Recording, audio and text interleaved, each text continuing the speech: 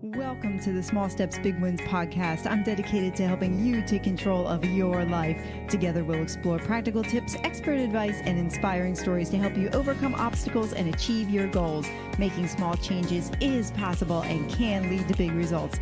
Are you ready? Let's go do this. All right, Jenn Johnson, welcome to the Small Steps, Big Wins podcast. I was really excited when your bio came across my email and I was like, oh, wow, this is cool. Mhm. So I have full expectation that this is going to be extremely informative and a lot of fun. So before we dive in, just let people know who they're listening to. Let's start there. Sure. So my name is Jennifer Johnson. I come from the great state of Ohio in the US for any international listeners. I am 45 years young. I'm married to an amazing man. We just had our 2-year anniversary. So I definitely found the love of my life later in life. And I have a 10-year-old son who is just, he is just he has my whole heart. He's just the sweetest, most loving, compassionate little boy. And he's a soccer star. And so I get to be a soccer mom, and all those reels you see on social media of the crazy soccer moms, that's totally me. In addition to that, I am a women's empowerment coach. So I coach one-on-one. I do some group coaching. I host retreats. I do some workshop facilitation, both in person and virtually too, which I think that was like a blessing that came from COVID, as we learned how to do so many more things virtually, and it just is so much more convenient for people. So that was Yeah, kind of a blessing that came out at that time for sure. to reach more And people that way. yeah, absolutely. There's people that I'm able to reach that I otherwise wouldn't have been able Mm. to. So that's been a really cool outcome from, the COVID lockdown and the weeks and months that followed.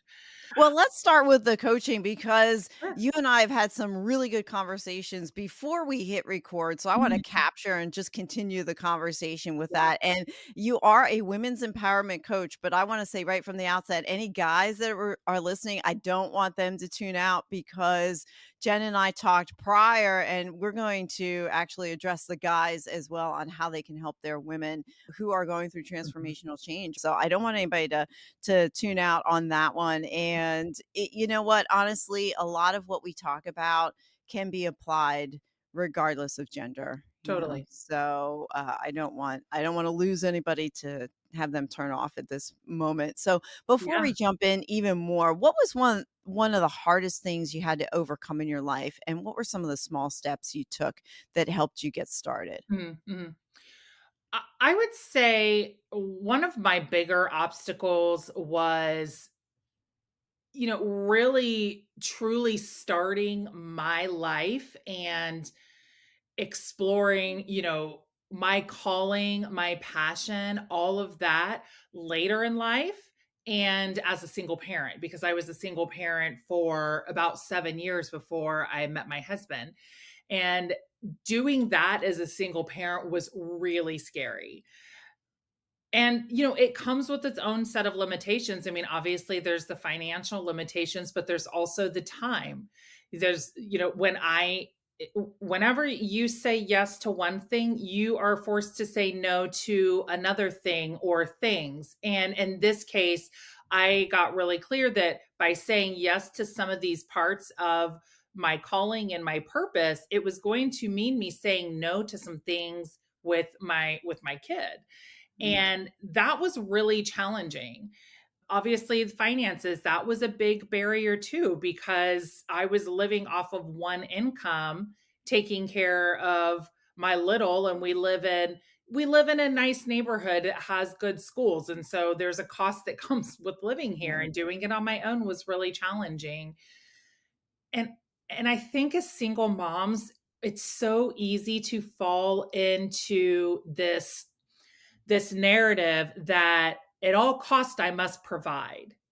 And it's so easy to say no to you, to what you want, to the Mhm. desires of your heart, to the dreams that you have, because your sole responsibility is to take care of that kid. And I think that that same can really be said for all parents, but I think it's a heightened level when it's a single parent. And so I would say that was probably the biggest barrier for me, was because I not only had, the actual tangible obstacles, but then there were the stories that I was telling myself or that other people were telling me. Mm, Because not everybody is excited for you when you're going to step out and take a risk and do something. you right. know and a lot of times I think that it comes from a space where they just love you so much and they want to make sure that you're okay. Yeah. There's a It's whole other slew of reasons, and that's a whole other rabbit Yeah, hole. it's to stay in that safe space. Yeah, People look at what you're going to do, it's totally different than what you've been doing. You're stepping out of your comfort zone, and right, people like to stay safe, right. but sometimes safety is not the best place to be either. You mentioned some of the things that you had to say yes to and other things that you had to say no to. Is there something that you can think of that comes to mind that was hard for you to say no to in order to sacrifice for what you were doing? Yeah, I think for me, the big thing was time. Mm, It was choosing the long-term goal in that moment. So, I didn't have time to do anything. So, something that I know that I was saying no to was, having a dating life, having a mm, social life, expanding my circle of friends, expanding my network of people, my community, really connecting in with those people. And I did that because I now had, because in this transition period, I was also going back to school. So I had class, I had homework, I had a house to take care of, I had a job, I had my kid, I had his activities. And it's not that I sacrificed all of those things for my vision for those long-term goals, but it's that I chose to pause those areas of my life so that I could really lean in mm, on what really mattered. And it's not to say that those all fell away. It's just that they didn't expand and they didn't grow in a yeah, way that maybe they could have if I yeah, had had the amount of time that I had previously had to dedicate towards it. did you feel like you were lacking when you said no to those things? That's a great question. I don't ever remember thinking that in the moment. I know there were times in the journey, though, that it Mm, felt real lonely, yeah, and I didn't maybe feel I had people in my corner, or I didn't have that person to call. There were times that I felt that way, but there were also times that people who I had, maybe our connection had slowed down a little bit and we hadn't spent much time together, that showed up for me. I remember having a phone conversation with a girlfriend and I was just in breakdown because I had just gotten my paycheck and I'd paid all my bills and I only had X amount of money left over. And I said, it's my electric bill or my groceries. Like, mm, what am I gonna pay here? And, she showed up with a large gift card for a grocery aw, store so yeah, that I didn't have to make that decision, and that was a product of all the time and energy and connection and focus that I had previously put into those relationships. And mm, so people will really surprise you too. They will really yeah, surprise you. Yeah. yeah, so take that rather challenging part of your life and connect the dots. How did that lead you to becoming the coach that you are today? Mhm. It is because of the people like that, the women like that continue to show up for me in surprising ways. It is because of those women coming alongside me, Mm, and this is why, right, we talked about how I primarily coach women, and, I always forget who is this said this. I think it's Edwin McManus. Am I saying that right? And he says, "We're most perfectly positioned to serve the person that we once were." And so I'm serving the version of me that was 4, 5, 6 years ago. But having those women there and stand with me, as I'm journeying, stand with me in the fire to mhm, be my sources of encouragement and empowerment and really cheering me along got me through leaving my full-time job and stepping down to a part-time job so that I could go back to school and get my degree, which had been a goal of mine. It led me to even entertaining the idea of starting my coaching business because it's actually my girlfriends that said, "Why don't you become a coach? You love doing this. Why don't you become a coach?" And I was like, and I just blew it right off. I'm like, because Yeah. everybody's a coach right now. It was Yeah, one of yeah, those things where I'm like, every time I turn on social media, I'm seeing somebody else is declaring that they're a coach now. yeah, but, the world of coaching is so broad, and there's so Yeah. much out there, and there was the one statement that you just said that is, quote, "There's so many coaches out there." There are Yeah. so many people out there, and each coach that truly is living in their passion Mhm. is going to find those people that they need to meet, Sure. and when you look at how abundantly rich Mhm. this world really is, Mhm. if you're truly good at what you do, you'll never run out No, of people to help because there's always the next person. So, absolutely.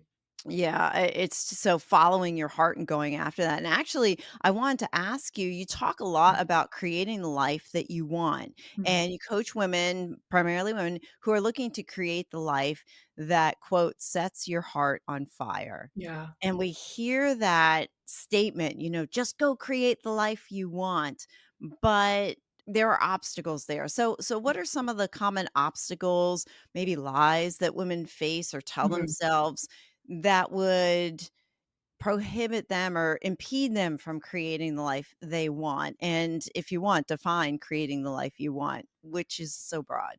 Sure, sure. I think that the biggest obstacle that we have in creating a life that we want are the stories that we tell ourselves on why we can't have it. I think Mm, truly that's the biggest obstacle because if you really want something, if like my husband and I are taking our son to Disney for Christmas this year. And we are so excited about it and we are so committed to this. And we're also buying a house this summer. And so we're in saving mode. Like we're so committed to this that we are putting our money everywhere it needs to be. Like we're allocating every single paycheck, every single client payment that comes in. Like we are making this happen no matter what, right? Because mhm, this is something that's so important to us. It's something we're so excited about. We we just want this so bad. We're making it happen. And I think that and I know that those two things are, not quite as big as, creating a whole life, but my point in saying this is when you really want something in life, you will do whatever it takes to get there. The problem is these two things that I'm working towards right now, right? They're not changing the trajectory of my life. But leaving my job to go back to school and then starting my own business, that most certainly did. And sure. so I think that when we entertain those ideas, that doubt, that imposter syndrome, Mhm, the the I can't do it, the not believing in ourselves, the being consumed with the opinions of the people around us, it really truly is the biggest barrier because mhm, there's a way to do anything. I'm not saying go quit your job today and, go start the Airbnb business that you've always wanted to do so you could travel all over right. the country. There's a way to get there. There's a way to get from point A to point B, but it's the story about why you can't quit your job. Mm, And that is, and we're just talking about jobs here now, but it's a story that you're telling yourself about why you can't do it. And mhm, so this is where coaches come into play.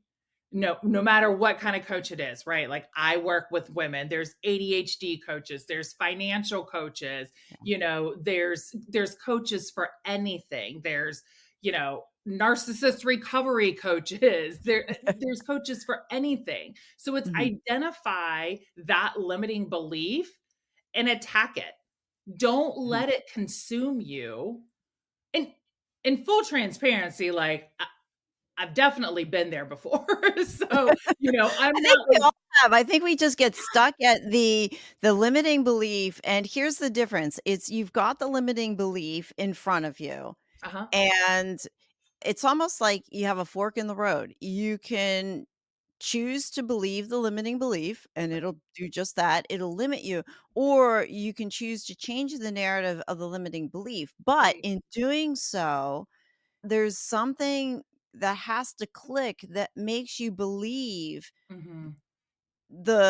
the other version of the limiting belief, like the other side of the limiting Mhm. belief. If Mhm. you say to yourself, I can't leave my W-2, and Mhm. then you go to the other side and you say, "Well, I can leave my W-2," but there's that part of your brain that still doesn't believe it. So, what is something that you would share with somebody to help them start to create that life by overcoming the limiting beliefs, but then start to believe Right.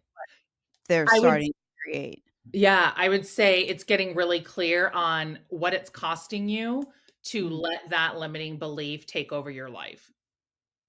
What is it costing you?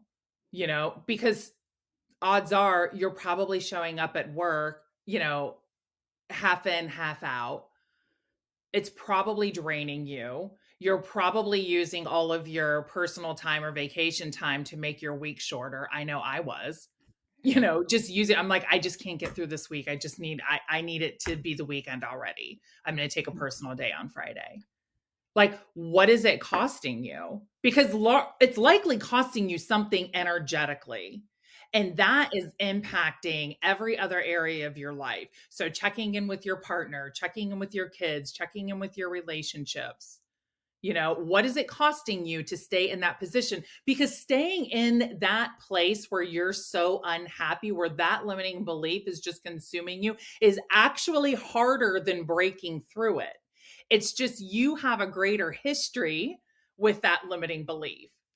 Now it's time to create new evidence to the contrary. So that's where you really start to bring in the people that are going to fuel the new Mhm. story, where they're going to support you in the building evidence. And this tip was given to me one time, and I really love this is start literally tracking your evidence. So I have a box in my room and it has cards and letters and little mementos, like little gifts. I'll print off emails or screenshot text messages and Mm. print them off. And they are client wins. They are wins from like past students in another program that I was a part of. That's the evidence that my limiting belief that I'm never going to be a good coach, I'm not qualified for this, that's all that evidence to the Yeah. contrary. So I think that that's a big thing is stack the evidence. Just really start keeping track of it. And there's a saying like what you focus on grows, focus on that. Yeah. But Would you so feel many of us are too busy focusing on that limiting belief. And so it's keeping us right where we are.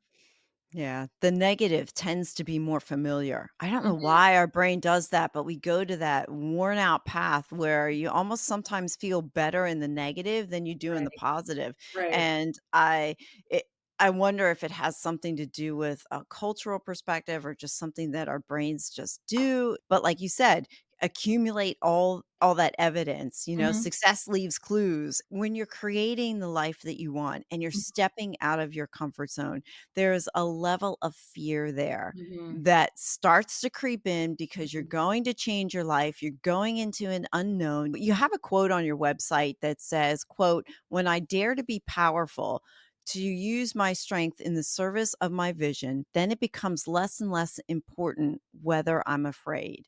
And mhm, Audre Lorde said that. So mhm. I want to talk about your thoughts on fear and changing your life and how you help others overcome that fear. Sure. I think the thing that I remind myself of is, "Who is this about and why am I here?" Because this isn't about me. This is about the people that I serve, and whenever we turn the focus back to ourselves, it gives that fear an opportunity just to take over. And so, there's so many sayings, right? Like, do the fear until it disappears. When in doubt, focus out. But truly, you know, take the focus off yourself and put it on other people. I was recently reaching out to people about a program that I was launching, and it was really important to me that the right group of women was in this program. And Mm, when I say the right group, it was the women who are going to be in this program are the women who are supposed to be in this program. And I am going to surrender and let them come to me. And so women who were placed on my heart, I reached out to them. And if they were a no, they were a no. It's no skin off mm, my back. It's okay. But that idea of reaching out to, you know, the other soccer moms, or maybe people who had guided me or supported me earlier on in my journey, right? People that I are more successful than me, reaching out, the idea of reaching out to those people and inviting them into this space was so scary for me. And I just thought, you know what, Jenn, this isn't about you. This isn't about your silly little fears that you're blowing up into mm, something bigger. This is about these women. And this is about their journey and what's available to them. So focus on them. What do you see for them? What's possible for them? What's the mm, vision that they've been holding that they haven't fully leaned into? And so just really leaning into that space. And, I filled the program in like a week. And I had a lot of no's, and that's okay too. Like I said, maybe that one wasn't for them. Maybe it's not right now. Maybe it's later. Maybe it's never at all. And that's okay. It just means that what I'm offering at this time wasn't meant to be part of their journey. mm, So I think that on focusing on the individual mhm. snaps us out of our own BS in a millisecond. You know, one of my mentors recently, and she's a coach. She actually trains coaches as well, and she's incredible to learn from. And she's just been such a blessing and a gift in my life. And she recently lost her daughter, and it's unimaginable what she was going through. But 24, 48 hours after this happened, she was still taking client calls. And I just remember thinking, like, please take the time off. Like, nobody's going to blame you for not taking calls this week. And she said, I know, but it's so life giving to be able to support my clients, and the opportunity to just take the focus off of myself and put it on them just really Mm, reminded me of why I'm here. And I thought that was so powerful and such a testimony to what selflessness can actually open up for us. mhm. I heard you mention the word surrender, Mhm. and talk about surrender and how that plays a role in your life Mhm. to things that come your way. Yeah. Listen, this is a lifelong journey for me. Surrender is, because I like to control things. And so surrender is really challenging for me. And so this is so funny. A few months ago, I had hosted a retreat, and I I sold all but one spot filled up in like 48 hours. And then I don't know how I did this, but I accidentally deleted the website. So I was on the back end of my programs doing some things, and I accidentally deleted it. And I was just like, oh my gosh, I'm going to have to recreate this entire thing. I was so upset. And I was going for a hike with a girlfriend of mine, and I was telling her about what I'd done and how I was going to have to recreate this site. And she said, don't you dare recreate that site. She said, there is something here for you. And I was just like, I know. Thank you for remembering. And it was like, and prior to that, I forgot about this. The day I deleted it, we took my son. So we're soccer fans in our household. We went to a crew game. They were playing in a cup game, and we were going to take those little scooters that they have downtown and ride around a little bit. And I had been in conversation all day long with all these women, and I accidentally At this game, I dropped my phone and it just shattered.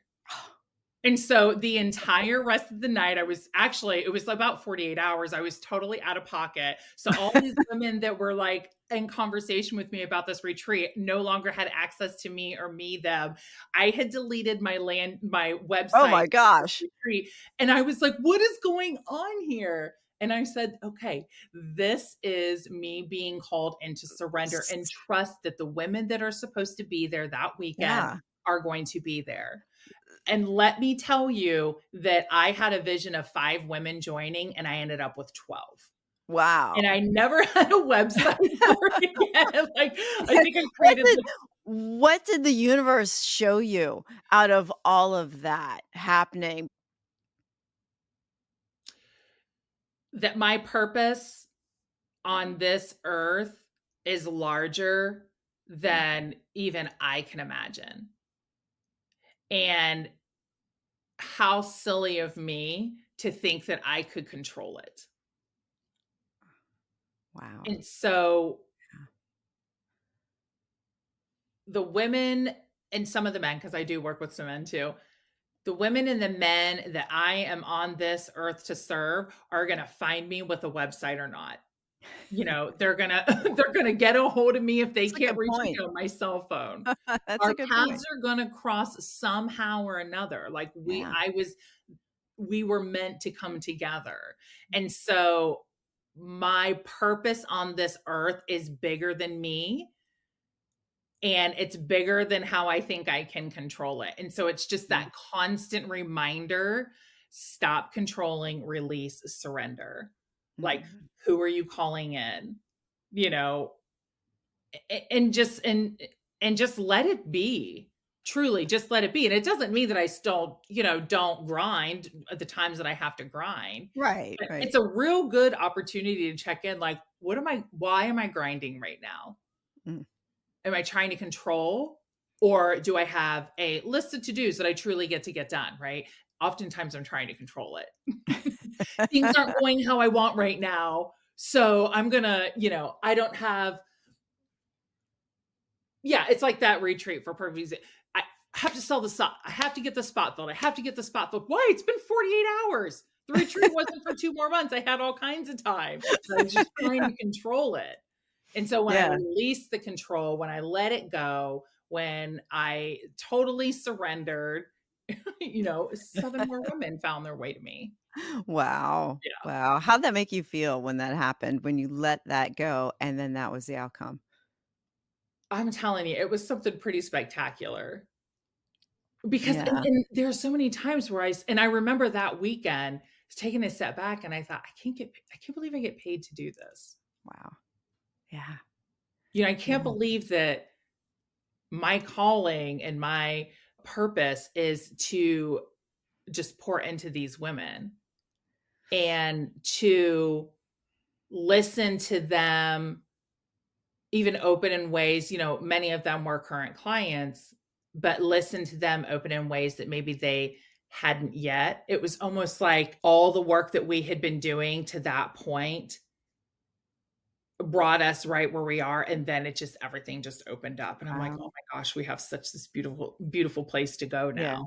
Yeah. So it was such Wow. a gift. Truly, it was Uh, such a gift. That's cool. Let's talk about Yeah. purpose. How do you Yeah. help somebody and who's listening and going, I don't know what my purpose is in life. I'm just going through the motions. I know there's more to life than this. Mhm. What are a few small steps somebody can take to start discovering Mhm. their purpose?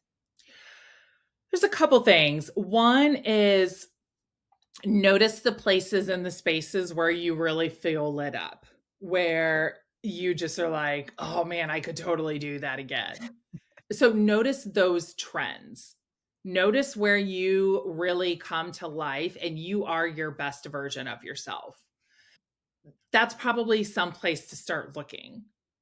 Like, okay, there's something here for me. So for me, it was when I left my job, I knew I wanted to help people. And I didn't know what that looked like. So that's why I went into social work, because I was like, I know I can help people with social work. And so as I navigated that, then, my coaching, that obviously opened up. But start looking in the spaces where you notice that you're like, oh, this, it gives me life. I feel so full right now. I would say a second one is slow down, because yes, you do know. You actually do know. You just aren't giving yourself the space for it to come to life, because we are so busy right now. We're so busy, and I'm guilty of it myself. I was just talking to my sister, and I have just a couple more semesters left to finish my degree. And I thought, okay, I think I'm going to go back spring semester, because I had taken a little bit of time off. I'm going to go back spring semester. And I thought, oh my goodness, I'm going to put one more thing on my plate right now. So I had to kind of check in with myself right there on Yeah. that. Yeah. But slow down, because you do know. And what parts of you are benefiting by pretending that you don't know? It's It's a good probably the question. parts of you that are scared, to take that leap. It's probably the parts of you that feel like an imposter, or the parts of you that know that everything in your life is going to change if you do this. So those parts of us that, maybe we call them our limiting beliefs, but at one point in time, those parts were there to protect us. And so Mhm. they're still trying to protect us. So there is a benefit to you pretending that you don't know. There is a book, and I actually just really started digging into it. It's called Find Your Why by Simon Sinek. Mhm. Um, it's been such a great read. I've been kind of like slowly reading it. Mhm. It's for me, and it's an easy read. So I think a lot of people could probably just sit down and dive into it. But there's so much good stuff. It was funny. I was reading it on a trip recently, and I was like, "Oh my gosh, I haven't even made it to chapter 1 yet, and I've been highlighting and underlining." All I had read was like the forward and the introduction. But in this book, they talk about your purpose and your why is so deep rooted. And Mm. so for some people, they're pretty easily able to tap into that, but some people they're not. And so it's giving an opportunity for you to really kind of lean in and focus in and discover what that is, and Mm. then start to bring it to life. Oh, I think the wow. big one is slow down. Yeah, Yeah. yeah, yeah, and then it also probably ties back in with what you were talking about earlier about the yeses and nos, to Mhm, say no to a number of things, and when we say no to some things, that also forces us to slow down too. mhm. Absolutely. Right. So, as your clients start going through these transformational changes, a lot of times they have friends and partners that are watching Mhm, this change at the same time. What suggestions or tips do you have for the other half that's witnessing this yeah. person who's starting to find their own vision, find their way, and possibly transform and change their life? Mhm, There's that relationship aspect. As somebody changes, chances are they have a mhm, spouse, a partner, a significant other that's maybe not changing at the same mhm, time. In mhm. your experience, what have you seen? Oh, that's 100% what happens. And I'm currently seeing this with one of my clients, is like, she has just blown up in the last year, Yeah. and we're starting to see how it's impacting her relationship, because the person that she once was and the person that he is, that worked. But as she's changing, that dynamic doesn't quite fit anymore. And so Right. they're starting to bump heads a little bit. And so there's some stuff going on there. And when when we change, it forces the people around us to take a look at themselves. Mm. And so noticing where that judgment is coming from. So if my partner is going through something and he's starting to make some changes, and I'm starting to get a little bit, judgmental or annoyed or irritated or angry, notice those, and stop projecting it onto them. It's time for you to look in.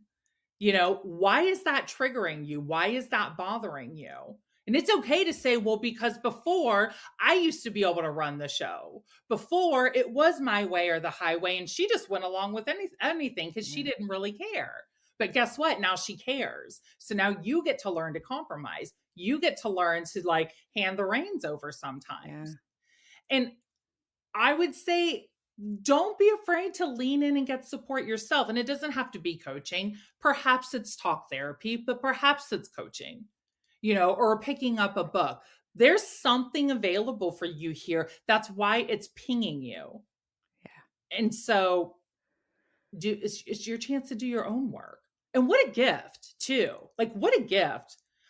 My husband and I, we look at this picture that my husband and I met when we were long distance for about the first 6 months of our relationship. Mhm. And so we have a picture from the first time we met in real life. And that was only about 3.5 years ago. And I look at that picture and I'm like, babe, we've aged since then. But we've been through a lot in the last 3.5 years. Like, a lot of life has happened. And yeah, some of it's probably aged us a little bit. But what a gift that side by side, we got to grow in our own different ways. And how that has allowed us to support one another, and how each other's growth has been inspiration to us, or an opportunity for us to look at ourselves. Mhm. And I think the other thing too is like, it's okay to say, and I hesitate to say this because I'm not an advocate for divorce here, right? I'm not an advocate for breaking up, but Mhm. there are going to be times somebody's going to change in such a way that maybe you no longer are compatible. And Yeah. if you're not willing to do the work, you also don't get to stay there and try to bring that person down all the time. Right.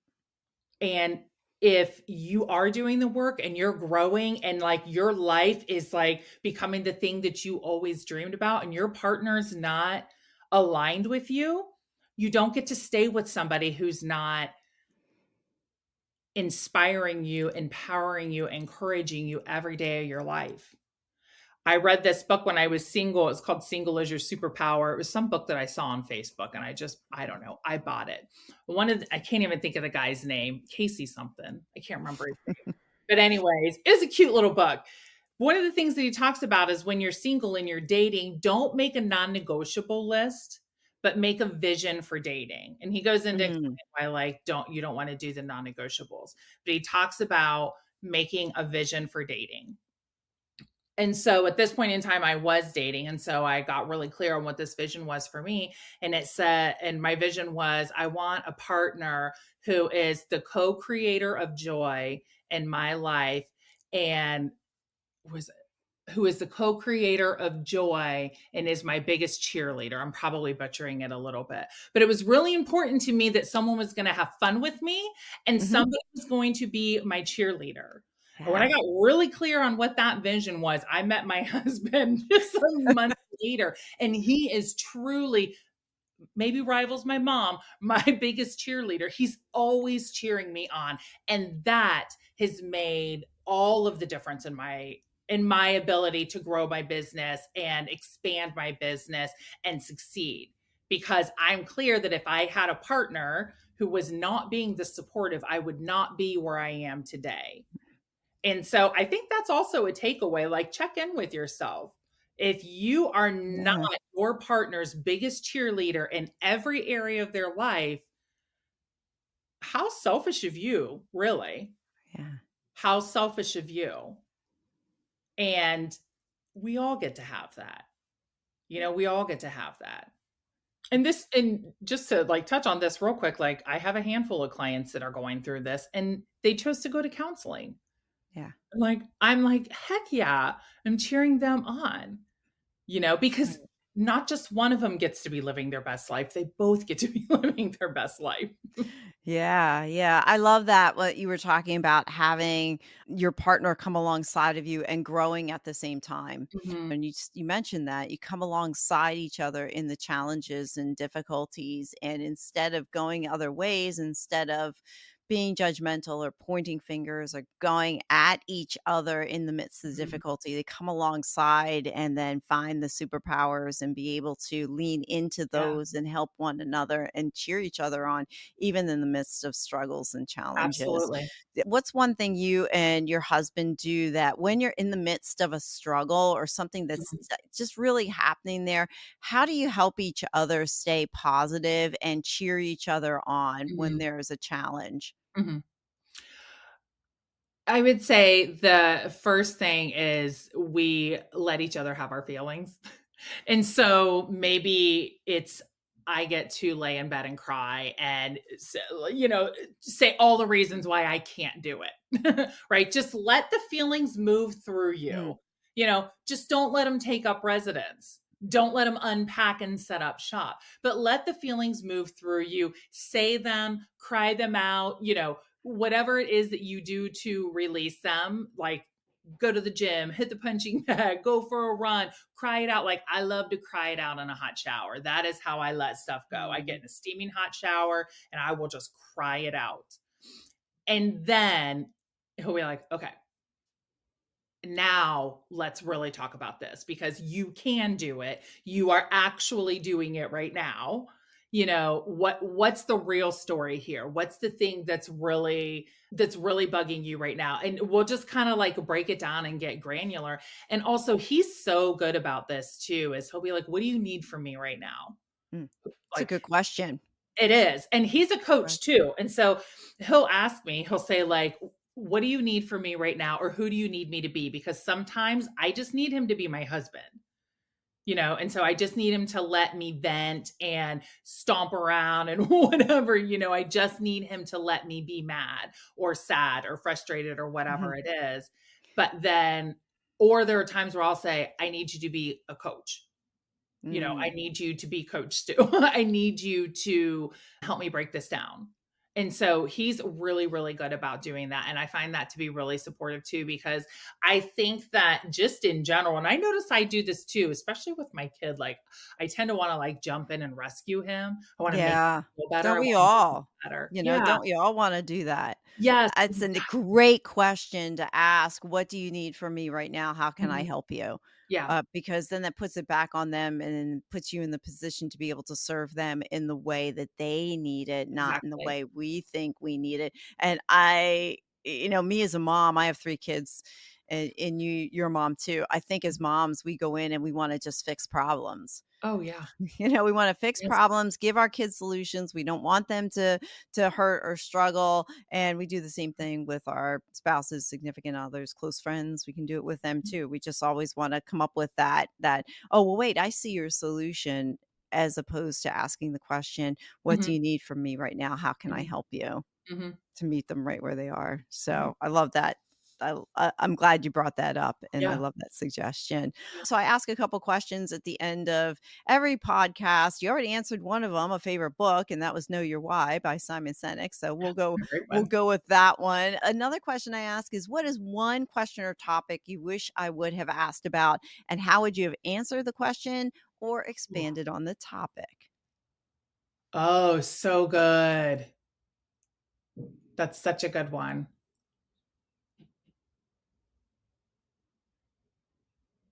'Cause I feel like we just talked about so much.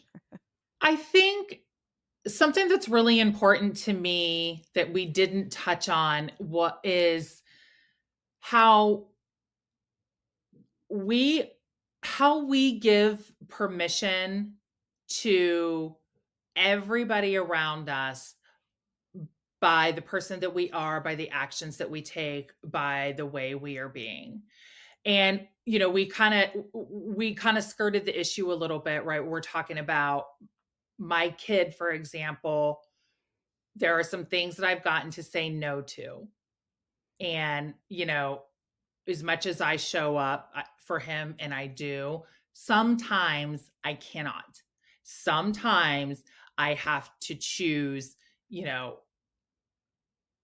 client calls or something like that. There are times where I do have to choose or I get to choose my career.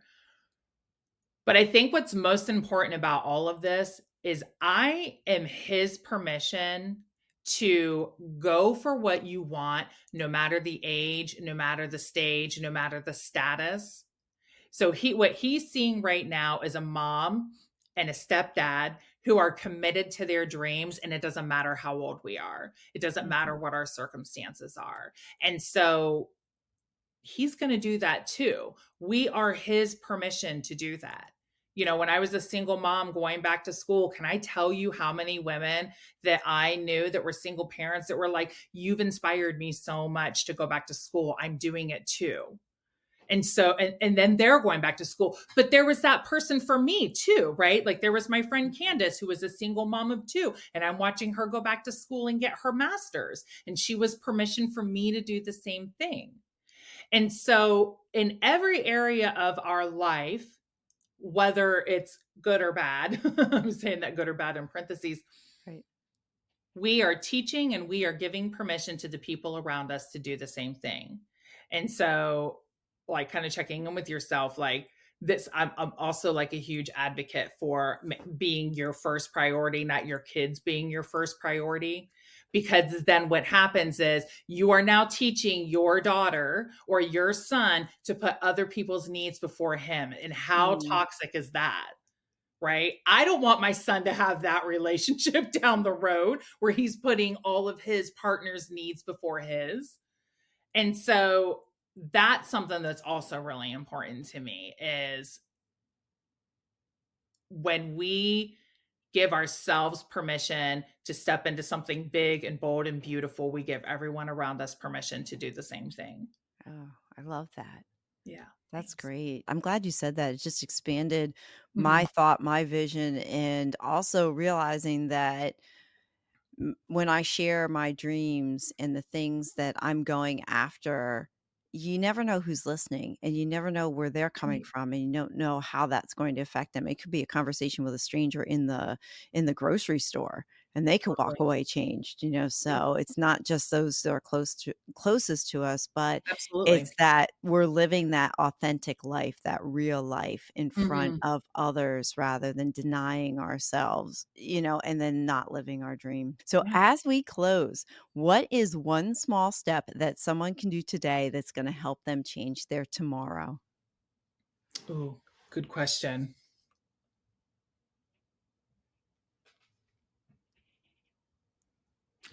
I think a big thing is routine, but I think that it also starts with your sleep. So I think that a solid routine, whether it's morning or evening or both, sets us up for all the things that we say we want to do the next day, but it starts with rest and it starts with hydration. So I'd say drink water and sleep.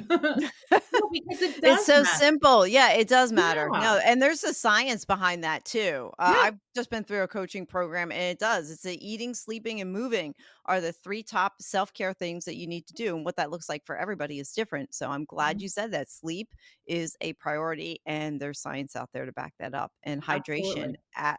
honestly, yes, true. Drink lots of Mhm. water.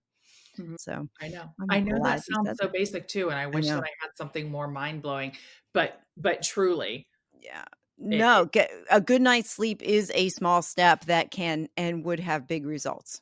right. So, Well, and I think too, like, moms do this especially. I don't know if dads do this, but I know moms do this, is they stay up too late at night because they're creating that time that they didn't get throughout the yeah. day, Yeah. and then they pay for it the whole next day. Yeah. So it's like, Yeah. what if you went to bed on time, actually got the rest that your body needs, and then carved that space out the next day, because there's Mhm. nothing more important that's going to happen in that next day than the time that you carve out to pour into yourself. Right, Nothing is right, more and fell into this trap for many, many years as I was a parent. I didn't realize that if I don't take care of myself, I can't take care of others around me. right.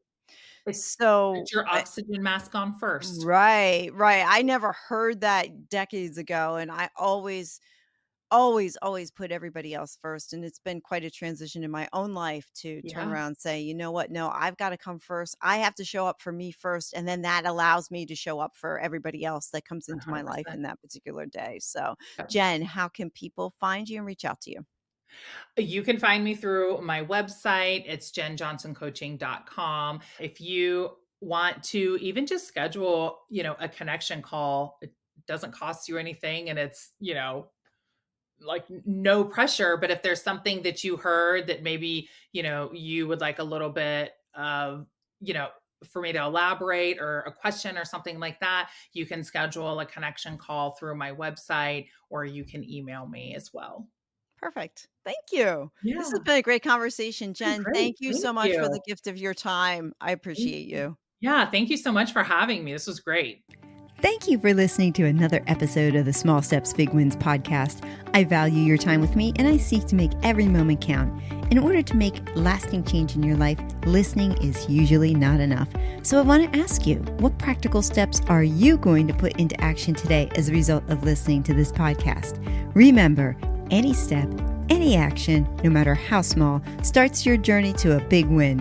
And if you're not sure where to get started, reach out to me and let's have a conversation. Until next time, love yourself, then love others. Peace.